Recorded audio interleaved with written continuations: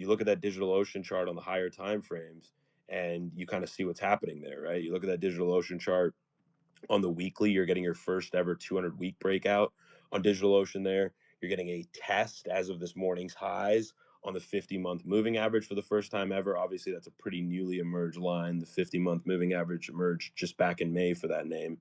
But if you get that 50-month breakout at 40.91, this thing can be very explosive. And I know some people look at the move today and say, well, it's plus 9% and it faded. I don't think you put too much stock into that. I think you look at this thing on the higher time frames and kind of see how it's developing here. So DigitalOcean, I think, started acting really well today. All the software names actually today sort of reared their head, and you look at IGV starting to look promising. So I think, is software bottomed here after that sort of panic sell-off around AI? Maybe. I mean, a lot of the names look good. A lot of the individual software names look good. So I don't think it's a bad place to be looking if you are looking for new names. And then, yeah, that's pretty much it. I mean, Materion had another solid day. Huntington Ingalls another solid day. Like I said, those are two of my stocks where they just seem to never really get sold. They just keep grinding up to the upside, climbing very, very quietly. I mean, look at that Huntington weekly chart. It's just like nothing but green, pretty insane. So those names just up 1.5% each today, but quiet winners. So yeah, great day in the markets. I know most things are up for most people, but really, really excellent day in the markets for action. Goldman Sachs putting out a report yesterday that over the past 12 months, net inflows into money markets have exceeded equity markets. Look at the equity markets in the past 12 months, straight line up, and still inflows into money markets have exceeded them. You look at your NAIM exposure went down last week from 86 to 80. Right? Some people are offsides, and some people are offsides in a big way. There's a lot of gloating and showboating, yeah, but that's from people who have been convicted long through an extended market. And that's hard to do too. I know people like knock the idea of like it's stupid to be long in an extended market. I don't know. This market has been extended for quite a while. And if you really want to zoom out, this market's been extended for 25 years. Right? So, I mean, you kind of have to decide in these moments, like, how are you going to manage your risk? Some people do it by taking exposure off the table. Some people do it by putting on callers. Some people do it by putting on naked puts on the indexes. What I do is I try to shift my stock picking aggression to the downside a little bit. Take less new positions. The positions I am taking, I try to really understand what I'm buying. And perhaps most importantly, I'm buying the stuff that I think is still reasonably priced in spite of the markets at nosebleed levels. Because one thing is you see SPY at all-time highs and everyone goes, everything's expensive. And the reality is everything's not expensive. A lot of stuff's expensive. The market's top heavy right now, right? It's top heavy in mostly AI stocks and tech stocks. And I said this earlier in a tweet, but we need to change the definition of tech stocks because it doesn't make sense anymore in today's economy to refer to like everything as tech stocks essentially, because everything is technology these days. So I think the digitization of everything, we have to change that moniker, but that's a side note. But when you look at the whole market, you say, okay, the market's extended because it's at all-time highs. Okay, well, no shit, Sherlock. But why is it extended? Well, it's extended because there's a ton of enthusiasm around AI that may or may not come to fruition, right? And that enthusiasm is being backed by hundreds of billions of dollars in investment, trillions of dollars in investment. And I posted this earlier as well. To the extent that you think it matters, and I think it matters a lot. In fact, I think it matters so much that it's the only thing that matters over the next decade. Like, I think that like nothing else matters. If the next generation of AI products are not amazing and literally blow your socks off, like, you know, self-driving vehicles, automated warehouses, automated factories, highly capable agentic LLMs that can plan your vacation seamlessly at, the perfect price and can, find you a car on used car websites and tell you exactly where it is and when to get it and schedule the pickup. Like, once you have insanely capable agentic LLMs that can take over people's everyday lives, robotics that can automate everything, and software to back it all, That's what you need sort of to justify what is being invested right now. You need all of that. And if we don't get that soon, then yeah, this thing ends horrifically badly. Horrifically. Um, and these stocks get cut down by 80% in a blink of an eye. And the hard part of this is, and I said this before, I don't know how long that clock is. I don't know what the net investors market patience clock is. I don't know if they want ROI in 8 months, or if they want it in 18 months, or if they want it in 180 months. I don't know.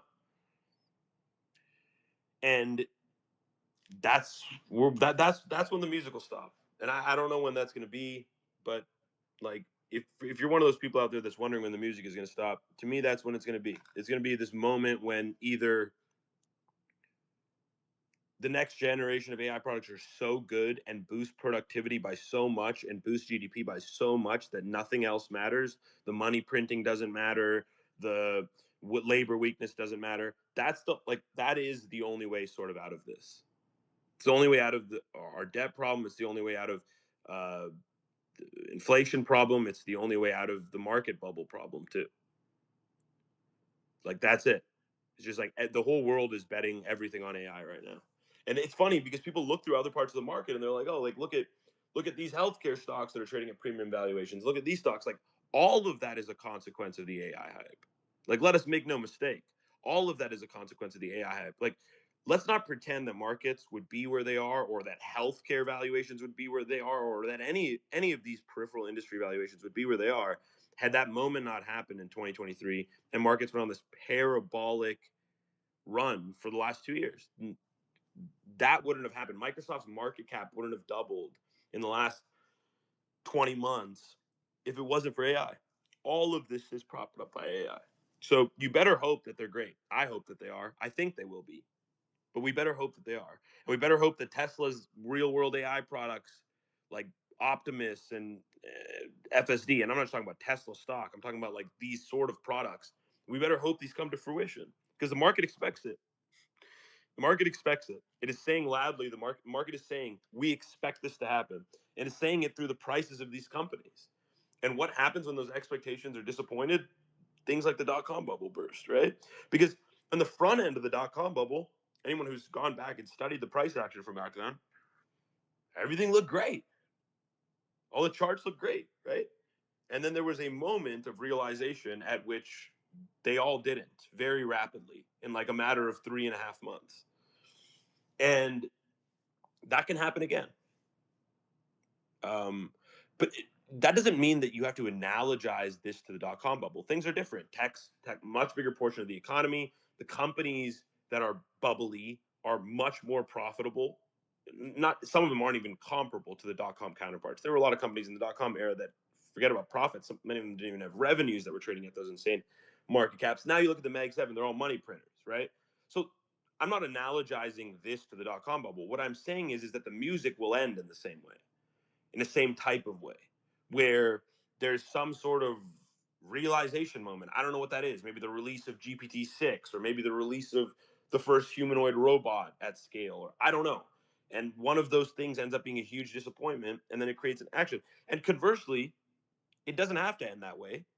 It could also end in the product being amazing and transforming the economy, and then the bubble gets bubblier, right?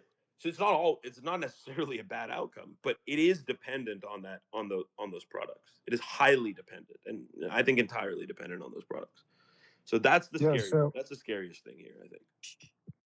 I wanted to touch a little bit on photonics. So you were mentioning that earlier, and bravo. I mean, like I feel like out of all of the midst of all the data center build out and acceleration of chips and data centers and Stargate AI, I think the picks and shovels are really the center of attention still. You still have enterprise application, which is due to see benefits or major benefits as far as a cash flow perspective from AI. But right now, the play is picks and shovels. That has been the play for the last 3 years. It continues to be the play longer than I expected it to. I thought that maybe, okay, well, we'll shift over into phase two where it's going to start being application, where it's going to start being software. And I mean, that's like a push and pull situation. We haven't seen it yet. I don't know. Maybe the market is kind of jumping toward that conclusion today. but there's still a lot there's still a lot of theme to be had when it comes to picks and shovels. I think it mostly has been focused on general compute for quite some time, AMD, NVIDIA. Then it became ASIC chips. And then now it's more about the bill of materials for a lot of these chips, and also including the fabrication process, which is the reason why today you're seeing players like Micron hitting all-time highs. You're seeing ASML near all-time highs. You're seeing a lot of other players, and also you have these other stocks that have basically been somewhat flat for the last few years, like you mentioned, Phototronics. And it's not just that they're a client of AMD, because I was looking a little bit into it. A lot of these companies are actually doing it in-house, so they can save on cost. But to your point that you're bringing in with PLab, is that there's somewhat little bit of an alpha here, especially when it comes to onshoring a lot of the fabrication process, including the government investing in Intel and so on. Um, I think there's a lot of potential here when it comes to it, because I think that if you start to bring a lot of fabrication onshore, whether it's Intel or TSM in Arizona, you're still going to need to build a lot of the entire assembly line out, and you're going to have to get all the parts and everything you want to avoid whatever potential tariffs might come up. You've seen Trump basically throw a tariff on anything that isn't onshore, at least heading towards some sort of onshoring or domestic investment. You saw the same thing with the chips. You saw the same thing with the pharmaceutical products as well the other week. It's going to start coming down the entire pipeline. He wants almost everything to be built onshore. If you think of a certain play that does this, there's many companies out there. But if you think of certain companies that are actually very important in the entire fabrication process or the entire building of silicon chips, I definitely think that this is something. So I was also looking a little bit more too. There's a photo masking hub that's Phototronics or PLab and Intel are going to that are actually joining and partnering with. I need to look a little bit into more, but you could see that even today, or after the news with AMD and OpenAI, obviously they're going to be building out a lot of gigawatts of data center. The bill of materials and also the component companies and suppliers, those basically ripped all day. You saw, I mentioned with Micron, you saw with their Stera Labs, you saw with a bunch of other companies. I feel like that is still the play here, especially when you think about the resurgence of onshoring and how much they're going to accelerate the build out domestically. I think there's a lot of alpha. I don't want to take the light away from you. I would not have even thought about this unless you brought it up. And No, I'm glad. No, I'm uh, glad you like it. I'm yeah, glad you like it. Yeah, no, it's a no. great play. It's actually, I don't want to say it's quite obvious, but it's not obvious enough that the market has somewhat figured it out. But I think they're starting to figure it out. I think the market Yeah, I is mean, starting to look at. at 1.2x sales and 11p, it's definitely not obvious, right? Oh yeah, I mean, and that's the thing is like, look at the peers, right? Like any semiconductor stock on the market, period, that has opportunity in front of it, and that comes in many ways, shapes, and form, is trading at a premium valuation. All of them, right? Even the ones that aren't growing. And so the Amcor and PLab thesis is very simple. Amcor is my highest conviction in the group, but sized at about twice what PLab is. Amcor sitting at about 12% weighting in my portfolio. PLab sitting at about 6%. But the thesis is the same. And for the third stock that I might add, which I haven't added yet, I'm still researching it. The thesis will also be the same if I do end up adding that third stock. And the thesis is that whether you think America can reshore the semiconductor supply chain or not, they will reshore some incremental part of it. And even if they reshore 5% of the value of the supply chain away from Taiwan Semi or any of these guys, the members of the US supply chain will benefit, period. It's like that simple of a thesis. I talked about it for an hour for you guys, but I went over the details. But that's the thesis. And maybe I'll be right, maybe I'll be wrong, but I've been right so far. I have a pretty good cushion on both those positions already. I mean, PLab I just opened last week, but I already have a nice cushion on the contracts and the shares. And Amcor I have a huge cushion on, so I now have the cushion to see it out, which is what I like to do. I like to find positions that are undiscovered, so that when they do start to get attention, or when I help bring attention to them, I can get a cushion quickly and then be able to be rest easy and manage the position, because I don't have to worry about getting buried on my cost base right away. And if I look at those charts, both of those charts, I don't think they're going to tank on me. It'd be pretty hard for me to imagine those charts just falling apart right here. They have a ton of support underneath them, both of them. And I think pullbacks are buying opportunities for people that may not be in those names. I really, really, really feel that that is an easy, straightforward trade where those stocks could double. And I think in most instances where you say a stock could double, I think you're talking about a shitty stock, right? You're not talking about a stock that's doing its market cap and revenue, that is a domestic leader, right? Like, I went over 12 names. Initially, when I went through the report, the assessment of the U.S. semiconductor industry report, initially I had 22 names marked. Okay. Then I went through the charts. Then I narrowed it down based on the charts to 10 names. And then I deep dived those 10 companies. Why Amcor and P-Lab stood out of that list is because they don't have peers domestically. They don't have significant peers domestically. P-Lab's major peers in terms of third-party photomasking are international. Same thing with Amcor. They don't have rivals domestically, and that's significant, because if concessions want to be made by these bigger companies, like, there's very few players that can sustain. Like, when Apple went to Amcor and said, "Hey, we're going to be your biggest customer at your new facility," Apple can't go to a $200 million packaging supplier who's a peer of Amcor's and say that. They don't have the capacity, right? So having meaningful capacity, having unique facilities is important. And when I was bringing up the Amcor and PLAB thesis on Friday, I made this analogy. I said it's very similar to the thesis I had with LEU and UUU in May. And look at how both of those stocks have done. They've been two of the best performing nuclear stocks. They've both more than 3x. But my thesis on those names was the facilities that they owned: White Mesa Mill and American Centrifuge Plant. Okay. My thesis with Amcor and PLAB is also based on the facilities they own. Today, Amcor broke ground. They put shovels in the ground, and they had an announcement speech, and a TSMC executive was there, as was an Apple executive. Today in Peoria, Arizona, they broke ground. That's why the stock was doing well today, I think. Also because stocks were all doing well today behind the AMD news. But they broke ground today, and I believe that facility is going to be completed ahead of the projected date. Speculating, but I believe it will be. And in fact, I believe it'll be meaningfully ahead of the projected date. Why do I believe that? Well, TSMC's Arizona is a year ahead of schedule and is accelerating now, and will likely finish their 3 fab project a full 2 years ahead of schedule. Why did that happen? Well, for multiple reasons. First of all, Taiwan is attempting to reduce their geopolitical risk. And at the same time, the Trump administration is attempting to reduce their geopolitical risk. And so that has accelerated what was already happening from Taiwan's perspective, right? The CHIPS Act was really about getting TSMC to come here. Yeah, there was a lot of periphery awards given here, but the goal of the CHIPS Act from a US policy standpoint was, we need TSM in America or we're screwed. Because if something happens to Taiwan, we are genuinely effed. Like, our whole economy is effed. And American officials know that. The American military knows that.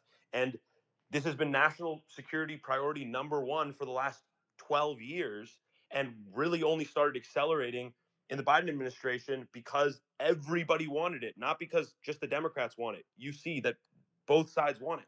And the Trump administration is doubling down on that now, saying we want TSMC here now. If you read Digitimes and you read the Taiwanese news the last couple of weeks, there were more articles about it this weekend as well. TSM is moving moving products.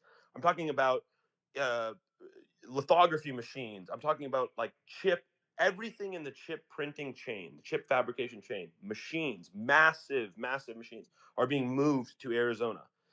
They were supposed to be going to Taiwan's new plant. So they're being deferred from TSM's new plant in Taiwan to TSM Arizona.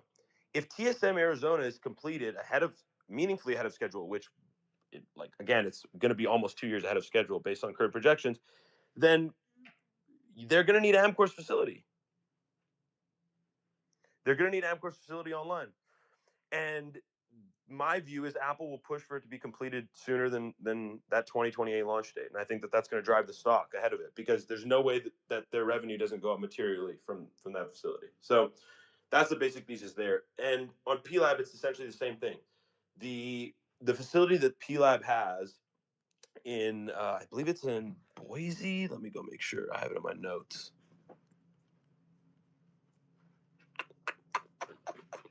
Hold on. Yeah, it's in Boise. Okay, so they have a multi-beam mask writer in Boise that they finished in August 2025. They installed it. Okay, which just happened, and that's also a unique facility. The same way that the Peoria packaging plant is. So when you're trying to reshore stuff, anything from nuclear to semiconductors, the facilities that companies own become more than just balance sheet assets. And rightfully so. Because in an effort to reshore the supply chain, what is the quickest way to do it? You go to the capable domestic partners, the existing capable domestic partners, and you tell them, we need more capacity. Okay, this just started happening in nuclear. Okay, the DOE went to Centrus Energy and they said, hey, you're the only commercial enricher in the whole fucking country. Can you double your capacity? Centrus said, we'd be glad to. Look at what the stock has done since then. Stock goes up every day. Centrus said it goes up every day. Like nuclear stocks week, doesn't matter. Centrus goes up. Stock's like $360 now. We bought a 96 in May. Why? Because the facility is unique. There's no peer. And soon people will start to realize that with Peoria for Amcor. And then later people will start to realize that with the multi-beam photomasking facility in Boise, Idaho for Photronics, in my opinion. We'll see. But I think I'll be right.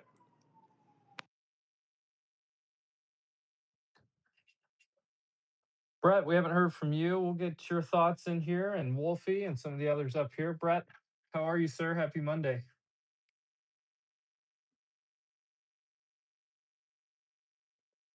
Do we have Brett? Okay, maybe no Brett right now. Wolfie. What's up, dude?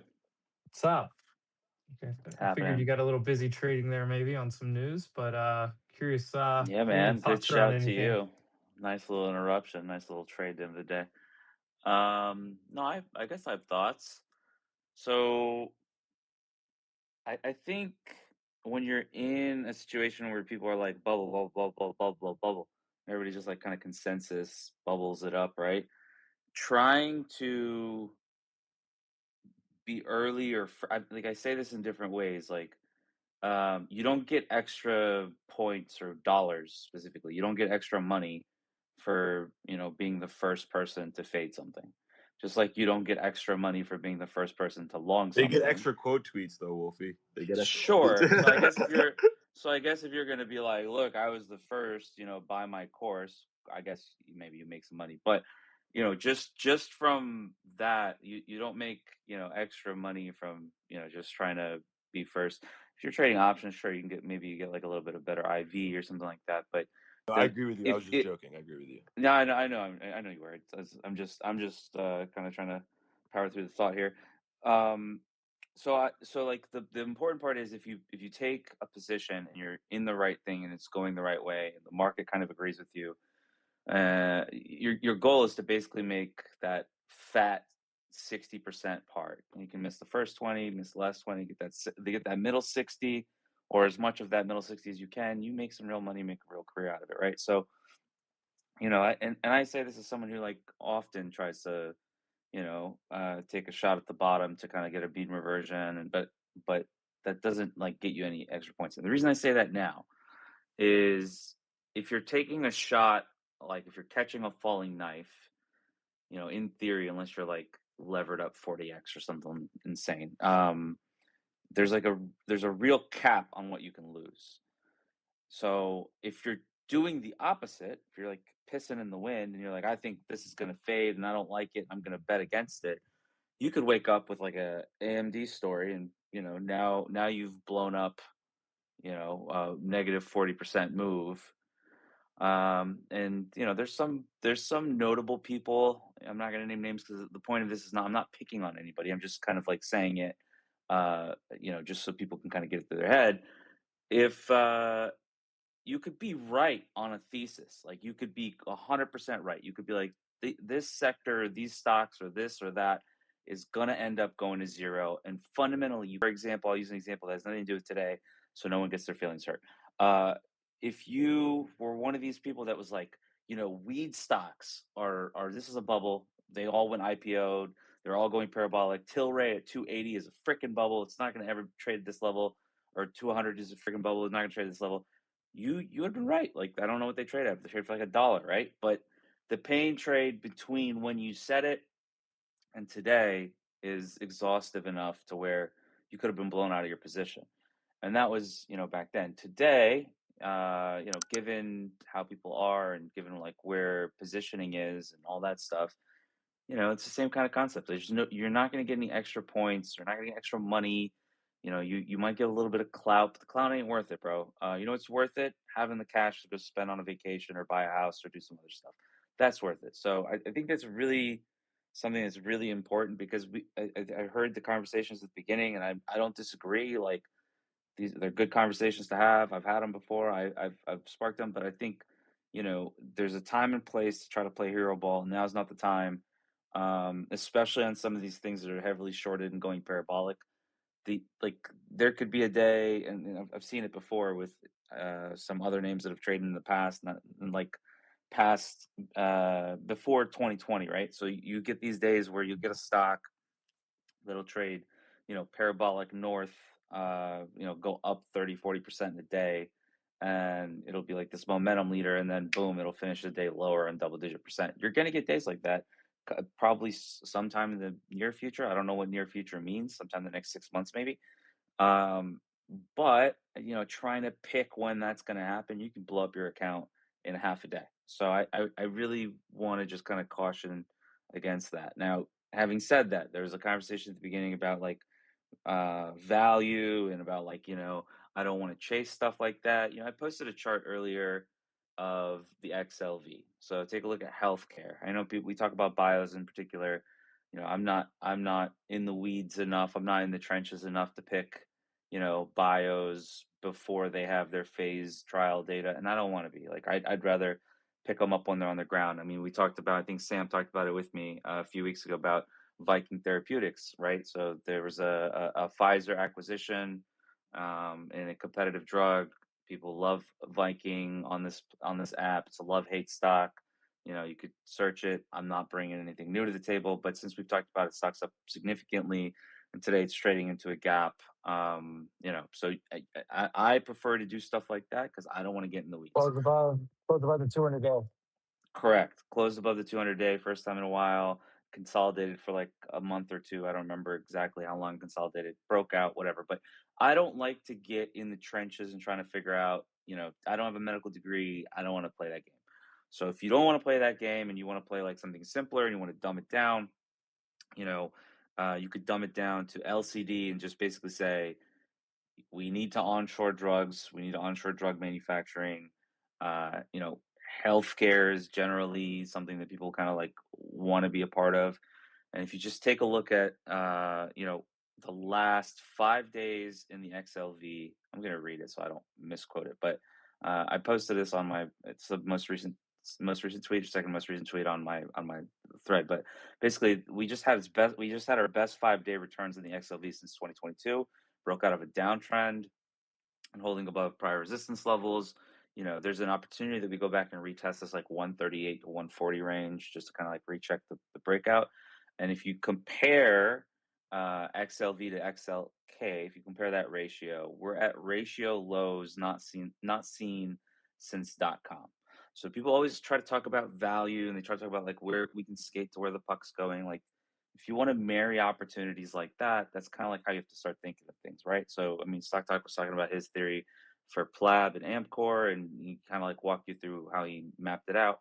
Same kind of concept. If we're gonna do this national security like securitize everything from a domestic manufacturing perspective and do all that stuff. I mean, healthcare is not far, right? So, just want to put that logic out there because I don't think I don't think not participating in a certain stock and seeing, like, I'm just going to say quantum, for example. If you didn't participate in quantum, I don't have a sizable quantum position. I sold a lot of it a long time ago.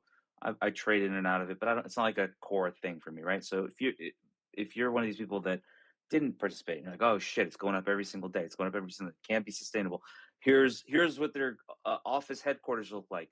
This is what, like, none of that shit matters till it does. So you don't have to piss in the wind. You don't have to, go out and try to, like, get against something because you can get squeezed to oblivion. Instead, if you want to try to find value, actually dig and try to find some value. And so I'm using that anecdotally as a precursor to, like, how you could possibly start to think of it. Another mantra that I'm just going to kind of throw out there, um, in terms of, like, where we could possibly go from a protectionist standpoint. I really think that this soybean story from China, where China's not importing our soybeans to the tune that they were before, and there's a lot of upset farmers and a lot of that stuff. I really do think that's going to have some sort of traction. I mean, beyond that, I think just manufacturing, producing our own food domestically is an actual thing that we have to be considerate of. And I do think that from a political perspective, that's something that the administration kind of get behind. So I, want to look at I started to look at, stocks like Mosaic, CF, things of that nature. Just look at, like, potash in general and fertilizer companies and so on and so forth. A lot of them starting to break out of multi-year downtrends, starting to consolidate as well. I don't know if it'll materialize, but it's something that I kind of want to put on radar, just kind of pay attention to. The one that I'm paying attention to is Mosaic, Archer Midland's another one. I've talked about energy before. I think energy is going to be like a 26 story. I also think that if that's the game that we're going to play, then it's going to be very difficult for, you can just kind of like pick something and it'll probably work. So I really do think those are, like, really important things. And the other thing I'll say is, like, when things get crowded, like Emp mentioned the App Lovin headline, right? So App Lovin's been on a freaking tear, right? So it's up from, what was this here, from 400 to basically 750 in a straight line before it sold off today. You know, conversely, if you're one of these people that isn't, a nuanced trader that's, like, gonna respect the stop or know how to get in and out of certain things, like, being in crowded positions after they've run, 40, 50, 60%, not ideal, guys. Like, it's really not ideal. So if and I talked about this on Thursday as well, like, if you are one of these people that, like, sees things that runs and you want to own it, just mark where you want to own it. And if it gets down there and there's no, like, SEC headline like today, you take a shot, right? So I talked about Rivian, for example, on Thursday, where there were multiple times where that stock had ripped to 17 and came back to trend, and ripped to 16 and came back to trend. And it's, like, kind of going up in this, like, slow and steady uptrend. And if you chased it at the highs or chased the breakouts, kind of got washed. And if you bought them at support levels and you bought them where you wanted them, you got rewarded. And I think that there's, a plethora of stocks, industries, so on and so forth, that work for that. And then secondarily, there's plenty of narratives that you can pick from. You can pick, like, the battery codes. You could pick, this Tesla pump that just recently happened on the back of a sell-off. You can pick, like, CRISPR stocks. There's like dozens of themes and dozens of things that you could pick from. But I do think, trying to chase things into, oblivion up 40%, it's where, especially if you're doing options, where you can chase premium that's kind of, like, way too inflated for you to actually return anything. And then you don't really know where the thing kind of falls off a cliff. And then secondarily, the inverse of that, if you try to, like, short against some of the stuff, you can wake up with headlines like AMD, right? So I really do think that's important. I think that's, like, kind of the main thing that I'd want to talk about. And then the last part is, we've talked about how, I'm not gonna say we. I've talked about how ideally there would be some sort of, you know, some sort of like minor reset that people can kind of reload at critical places, 20-day, whatever, right? Effectively, at the same time, from a positioning perspective, people investors are still underweight on a relative basis and absolute basis, especially in options on the options front. Like we've had conversations on here where people are talking about like 2020, 2021. From a call buying perspective, we're not anywhere near that stuff. We haven't had like a SPAC nonsense. We don't have any of this NFT garbage that we had back then. Like the absolute fervor is kind of like concentrated from sector to sector, but it's not like, pervasive enough across the board. Everybody has to chase. I do think at some point we might get that, which kind of makes it difficult for like a meaningful sell, especially when people are offsides.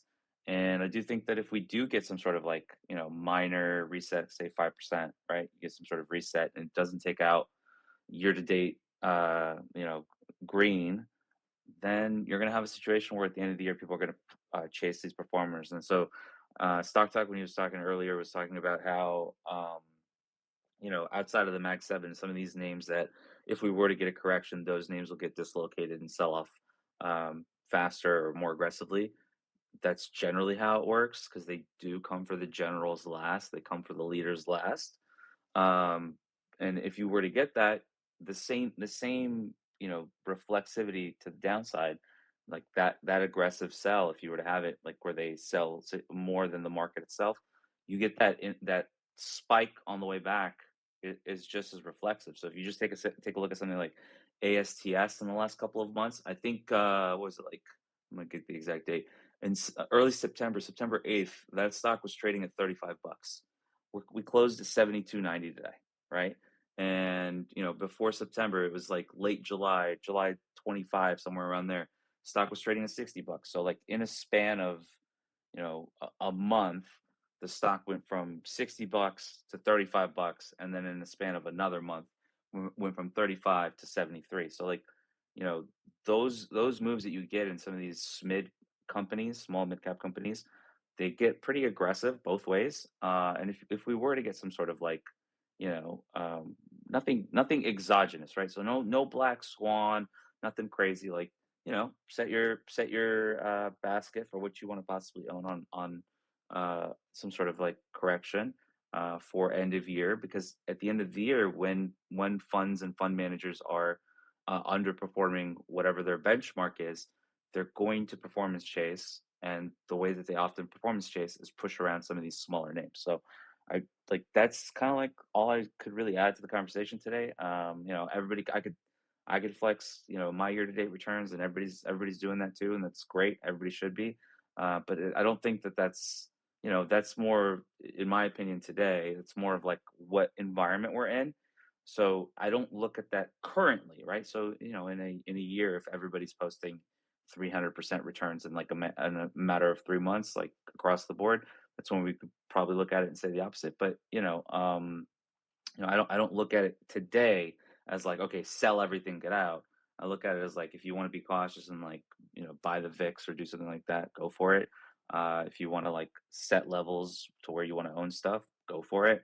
Until we have something that's like substantive, until we have like one of these things, like one of these days, we're gonna get a OpenAI, commits to investing blank into company blank, and that company's going to open up double-digit percent and probably close, 5% or go down 10% at some point, or go flat, right? And that will kind of be like, okay, and it's got to be like a meaningful company. It's got to be like an Oracle, an Nvidia, and something like that, right? One of these major companies, because I think the moment we get that, that's going to be like one of those giant warning signals that we get. Okay, that shell game that we've been playing of I take money from you and give it to him, and he takes it from him and gives it to you. Once we see that, that's where we can start to flash like real warning signals. But until then, like there's no specific exogenous thing that's gonna break this thing, and trying to prep for that isn't ideal. So if you want to like bring up your cash reserves or bring down your exposure, it's always a prudent thing to do. But trying to get in front of something and say, oh crap, like this is it, I'm going to short it, you could wake up with a headline and AMD's up like 40% in your face, or something's up 50% in your face. Government takes a stake, and you're just, now you can't participate. So I think that's like the main thing that I'd kind of give today.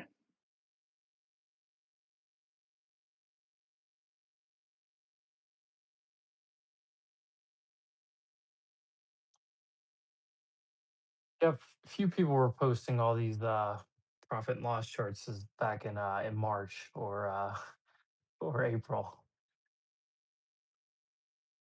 Yeah, no, I mean, Stock Talk always asks people. He's always asked people from, sometimes we go back and forth, but one of the things he's done is consistently he's posted. So, shout out to him. But if you weren't posting it in the throes of things, sure, it's great. Like I mean, I post, whenever I share, I try to keep it to, like, if I share a setup and the setup works, I'll post a return on the setup. But if you're not doing something, like you're not sharing it in the lows or in the doldrums or showing some sort of outperformance, it doesn't show much alpha today, in my opinion, to be like, hey, I'm outperforming, because everybody's outperforming. And if you're one of these people that are showing it when no one was outperforming and you're showing it today, kudos to you. It's pretty consistent. But I don't think at this specific juncture, like right here today, October 6th, 2025, everybody flexing their returns is like the reason for you to sell everything and get out, right? So if you go back to like 2020, remember that stuff happened, I think, at the late end of 2020, and we still had, I think, 18 months before things really kind of like fell apart. I think 2022 is when things started to like crash and burn. And what was it? I think it was the SBV thing that kind of like sparked it. So trying to time when you should just like be all out, and it's different for everybody, right? So if you had a benchmark, you wanted to make $1 million, you made $1 million, congratulations! Like, and you were like, I'm out, I made my million, congrats! Like, no shade to you, that's awesome. But if you're just trying to like time it around, screenshots, and this famous person said blank, and CNBC said blank, and Wolf said blank, and like, no, it doesn't. This stuff could be more irrational than anybody can expect. If you want to see like some of the irrationality that you could see, I'm going to give you the first irrational thing that I experienced firsthand. Go look up Baidu's IPO, look up what it IPO'd at, look what it traded to in day one, and look what it went to 4 days later, or somewhere around the next 4 days. So that'll just kind of give you an idea of like how crazy and how fast things can roll both ways, once there's a little bit of a mania around some of this stuff. Yep, I agree with most of that. I think if you're sharing it, you should share it all the time. Like, in the throes of April, nobody was posting it. I posted my year to date in April, and I was down 4%. And I posted it last year too. Prior to 2024, the start of 2024, I had multiple portfolios. I still shared the main portfolio, but at the end of 2023, I consolidated all my stock assets into one portfolio, and since then, I've been sharing it regularly, no matter what. There have been weeks where it gets cut down significantly. I remember Sam earlier this year when I shared it was like, holy, like you sat through the volatility on that one, because it went from like whatever it was, plus 130 on the year to like plus 100 on the year in just a week, because I was really, really levered long, right? And so there's moments like that where if you are playing with fire, you're going to have volatility, but it's important to be transparent through all that if you are going to be transparent and not just at the highs. So I agree with that. But Brett, I don't think we've heard much from you. So let's throw it over to you. What are your thoughts on the market? What are you looking at? And yeah, just your general thoughts on everything. Real fast Yeah. before Brett, Oh before you yeah, go, yeah. real Go ahead. fast. Oscar's up 4% here. Health stocks are moving. Trump said he was willing to make a deal on ACA subsidies. Hot off the wire. There you go, Brett. Nice. I'm sorry. Um, I'm sorry, Brett. Will you repeat that last line? You cut out on me. Sorry about that.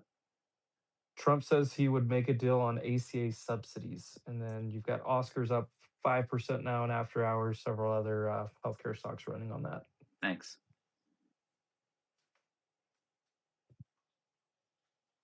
all right. I think these parts of the market can be a little bit tricky to navigate. I think because on the one hand, it's like we keep kind of hearing this idea of like when the music will stop, or if the music will stop, when will it happen? And that's, the timing is always the hardest part of these types of situations in these parts of the cycle.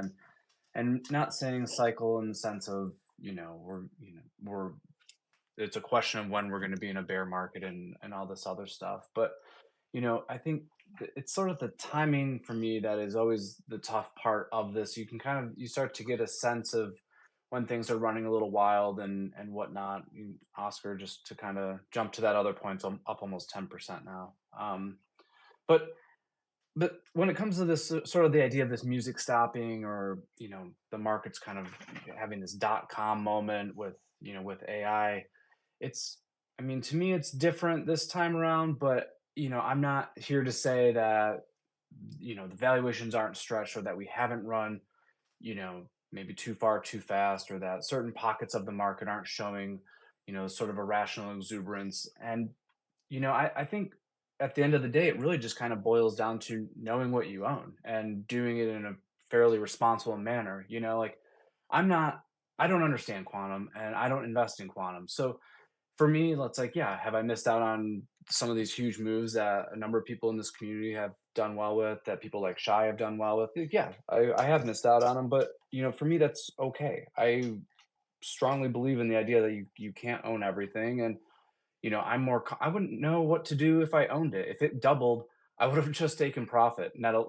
I would have watched it go up 5 or 6 or 700% because wouldn't have understood it, and I would have gotten out too early. I just know that that's my personality, and that's sort of how I would approach it. But something that I know, something like an AMD, below 100, I understand the business. I understand its management. I understand its role within the industry, and I can sit through the higher moves with it because of it. Or something like an Nvidia or a Microsoft, when we're having those sell-offs in April, or the prior to those, go back to the carry trade unwinding.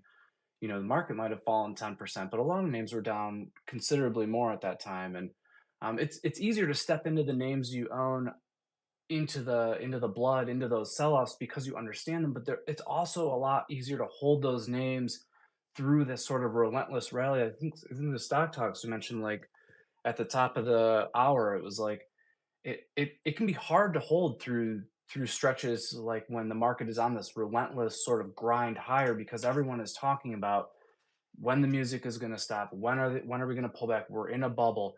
It's hard to hold through those moments, and you see the gains racking up slowly and slowly. You have a temptation to get out of them, and I'm not saying you can't take profit. Like, of course you can take profits along the way. That's how you keep what you make. But I just think that when we get into these moments, it's easy for investors to kind of jump into things blindly without really understanding whatever component it is that they aren't, whether it's valuation, whether it's technicals. They have to have some level of understanding before they make a move. Obviously, everyone's strategy and timeframes are different, but I think when I look at the market right now, it's like, is the valuation a little bit, is it stretched? Yeah, we're stretched on valuation. If you exclude the Mag 7, the valuation's much more palatable. If our is the macro a little bit of a concern? Yeah, it's kind of concerning. We have inflation is moving in the wrong direction, and the labor market's moving in the wrong direction. The Fed's dual mandate, the only thing the Fed is supposed to be doing is keeping those two things in check, and we're not seeing it. But at the same time, you look around and you see stocks continue to go higher, earnings expectations continue to go higher. The Fed is lowering rates, gold's going higher, Bitcoin's going higher. You're looking across different asset classes and different sectors if you just want to stay in the equity markets, and it all continues to sort of creep higher. And that's not to say we'll always do that, but it's to say that by fighting against some of the headline narratives and just looking at sort of the simple components of the picture, like for stocks, earnings are going higher, rates are going lower. That's not the only recipe you need to know, but like it's a huge component to markets and what makes things move. I mean, at the end of the day, it comes down to bottom line profits. And for looking in the market, we continue to sort of see this rotation. It's like, yes, there are parts of the market that are overextended, and yes, it could help justify a 5 to 10% correction, or something maybe larger in the 7 to 15% if things we do have a round of volatility. But I think that that is an opportunity if we do end up seeing something in that of that magnitude. Even five, I mean, we can't even get 5% right now. I mean, we're getting 3% pullbacks that are just gobbled up instantly. Okay, the market's strong. You cannot look at the charts of the Nasdaq or the S&P and say, "Oh, this is a weak market. I'm going to short here." I mean, that's like a one-way ticket to being steamrolled right now. The markets go up over time. It's what they do. So to sit and try and pick a top, that's just not the game that I want to play. If I'm looking at a monthly chart of the S&P, I'm not looking at where I can short in the whole thing. I'm looking at where I can buy. And so for me, it kind of comes down to rotation. Like I said earlier, there's nothing wrong with selling or taking a profit, but I would be looking to either redeploy that capital into names that aren't as expensive, or I would be looking to buy back into the names that I like, that may be overvalued at the time. And that rotation happens on a sector by sector basis. We've had a lot of strength this year in tech, communications, industrials, financials, utilities.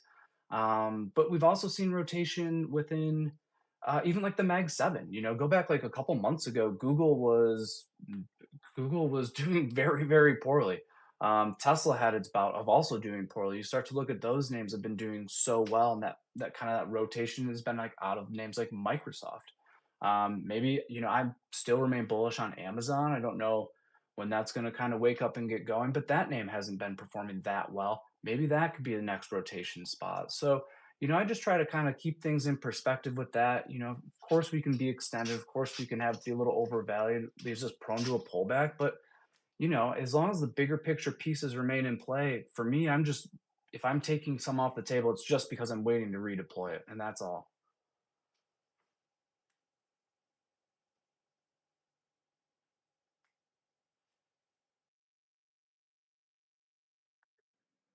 I don't know if Hemp, you're going to say anything, but I'm going to add something real quick to this. There was they were talking earlier on the top about how, rotations into mega caps, and basically mega caps are basically a source of funds, blah, blah, blah. Another way to think of it's like more layman is if you just think of, the entire market is like a relay race, right? And you basically are passing from one leg to the other, to the other, to the other to try to finish whatever race is going on. So for the last few weeks, you take a look at like Meta, take a look at like Microsoft. I think Nvidia was one before it broke out.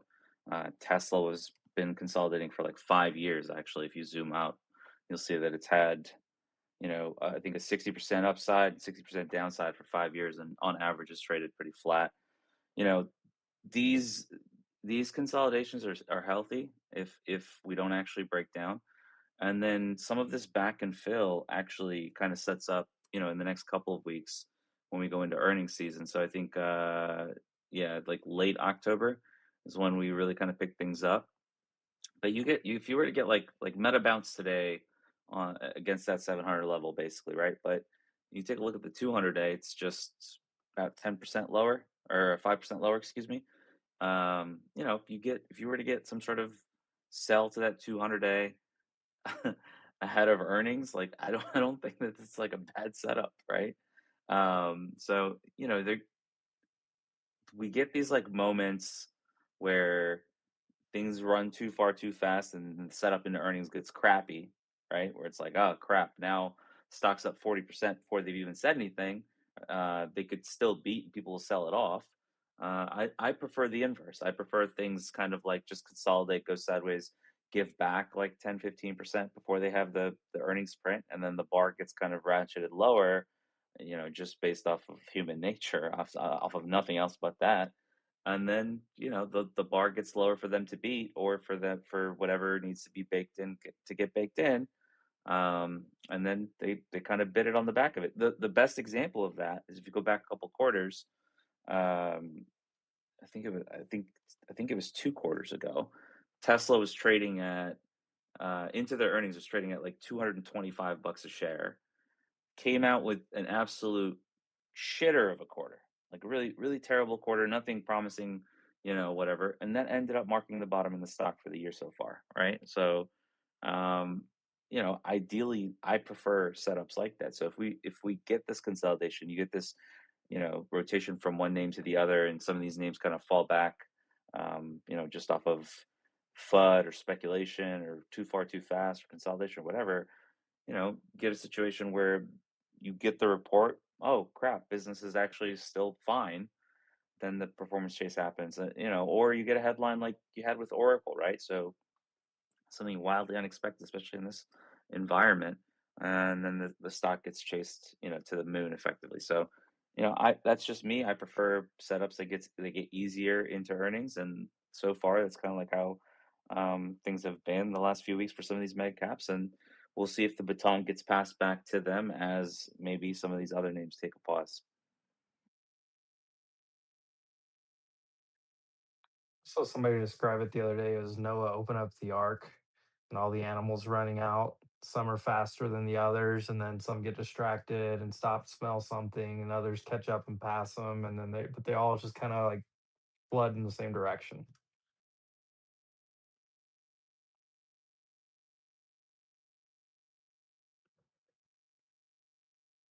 Sorry, I'm kind of halfway listening to Trump over here make comments. Outside of that, I mean, AMD had the big news today. OpenAI and CRM had that news story today. Is there anything else that we missed? Any other headlines? Wolfie talk. I'm not sure if I've been kind of all You over said the place today. any headlines that we missed? Yeah, Is I that what you mean, said? any other like major news stories, headlines that we missed or did mention when we hit the I App mean, 11 one live. there's the Archer thing, right? There's speculation that they've got some sort of thing with Tesla tomorrow. So, So I think so what do you think that's going to be the last thing I was going to ask I people think people today? are We had tripping. eh, I think it'd be funny if it was just a like a Like, GPU do fan. people GPU. not know? Do Yeah. people not know the relationship between Brett Adcock and Elon Musk? Are people stupid? When people started speculating on that, I was like, dude, people are not aware of the lore. Brett Adcock. Why would he like? Unless now, this is the only exception. Unless they're going to buy Archer, and like he somehow screws Brett out of it. That I could see. But in terms of like a partnership, I don't know. Because and somebody correct me if I'm wrong on this. In the audience, we have enough people that I know. I'm sure somebody owns Archer and is knowledgeable. Does Brett still have significant ownership in Archer? I imagine he does, even though he stepped down. And if I'm wrong, if he doesn't have any ownership, then let me know. Because if he doesn't have any ownership, then that's a moot point, and his relationship with Elon doesn't matter. But if he does, I wouldn't imagine Elon inflating Brett Adcock's net worth, because Elon knows what'll happen to that stock if Tesla does a partnership with them or acquires them. So yeah, Brett does not like Elon. Elon does not like Brett. That's like a known thing. So that was wild to me. That speculation. I didn't understand that at all. So yeah, I don't know what's gonna come of it. Maybe they bury the hatchet. Who knows? Maybe they hate each other. Maybe, but whatever. It doesn't matter. The point is, um, headlines like that kind of open the door for speculation, which is buy the rumor, sell the news, right? So, look at Archer the last 2 days, not just today. Today Oh it's no, some it's ripped significant for news. sure. Yeah. Yeah, yeah. So you know, this is just a good exercise to be like, okay, maybe it's a nothing burger. Maybe it's all bullshit. Maybe it's not real. Maybe they hate each other. Maybe it doesn't matter. You get speculation in an environment like this, you can take a shot. And you could have come into today having zero exposure in Archer and still made real returns. I think that you could have bought like November calls, not even like short term calls, and made like 90% of your money if you bought them off the open, basically. So, just use that as an exercise for the type of market we're in, is what I'd say. And then secondarily, like take a look at Tesla. This is the inverse of that, and like what I was talking about, and what Brett alluded to, and some others as well. Like why you don't want to kind of, try to call a top or something like that. If you short a Tesla on the back of, their delivery numbers, kudos to you. You got a short basically from 460 to 420, if I'm just being conservative there. You got a 10% short. And here we are a day and a half later. and you're basically, trying to figure out, do I cover my short, or, am I going to get squeezed, right? So it's a lot easier to just kind of like, dance with the music rather than try to turn everything off. Outside of that headline, one headline that you know, kind of made me look at it a little bit was in California. There's legislation signed by Governor Gavin Newsom to allow the rideshare workers to unionize. I don't know if that'll amount to anything. I don't know if that's going to be a case, but it's definitely something worth watching. The other thing I've mentioned about some of these um, rideshare and delivery service apps is there's a lot of speculation is the best word I could use there, that are a lot of belief, let's put it that way, that many of their drivers are actually using fake credentials, or are unregistered, or are using other people's identities, so on and so forth. I don't know, if and when that would be material, but the reason I brought up the Gavin Newsom legislation part is, if the opposing view would be, all right, well, he wants to go at it that way, let's try to clean it up.